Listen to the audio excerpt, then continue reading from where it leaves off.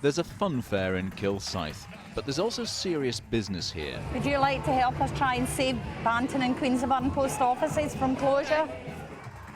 Two communities in North Lanarkshire have joined forces to try to save their post offices. That's excellent. Thanks for your help. Despite the goodwill here, it will not be easy. Morning, Marlon. How you doing? First to Queensburn. It's not exactly a big post office, but its closure has Jean Strutton worried. If we lose the post office, we're in danger of losing the shop, and then the village has nothing. We're going back the way instead of going forward. Is a post office more than just a post office? Yes, aye. It's a sort of meeting place at times. You know, the folk in the village come up and meet each other here. You know, have a wee blether with Marlon, and it's maybe Marlon's the only one I've seen that day. Morning, Liz. How are you? I'm good, thanks. It's like the heart of the community. People come in here and meet maybe for the first time they've spoken to someone in a day. You know, they come in and they chat to the chap behind the counter, they chat to me, they meet people coming in and out. That it's, to them, that might be the only person they've spoken to all week, you know, especially the elderly. And that's your receipt, thanks very much. This social function is easily overlooked. Bye-bye. Queensburn is a former mining village. It's not exactly rural, but then it's not urban either. If Queensburn was in the Highlands and the nearest alternative post office was tens of miles away, then the chances are it wouldn't be on this list. But the post office points out there is another branch 2.7 miles up this road and a second branch 2 miles down this road. It says that there is a regular bus service between both branches and a free national bus scheme in operation for people over the age of 60. So where's the problem?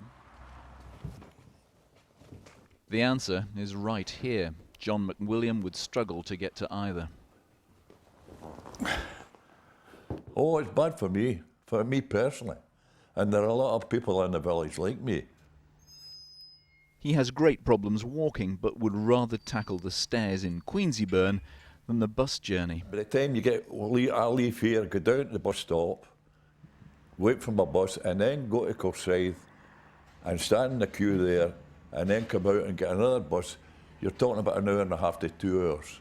Nowadays, I can't stand that length of time. I can't even stand too long. I've got to sit down. This is where I've got to stop. But Mr. McWilliam and the others are up against the cold logic of business. The owner of Queensburn Post Office says it's losing too much money. All day sitting there, no customers, nothing else. Really? You can go days with no customers? No customers. Really, just a morning is 2-3 people came. After that, totally dead. Really? Yes. And the shop also, you can say, it's not nobody using it. So many times I stock up and lose the money.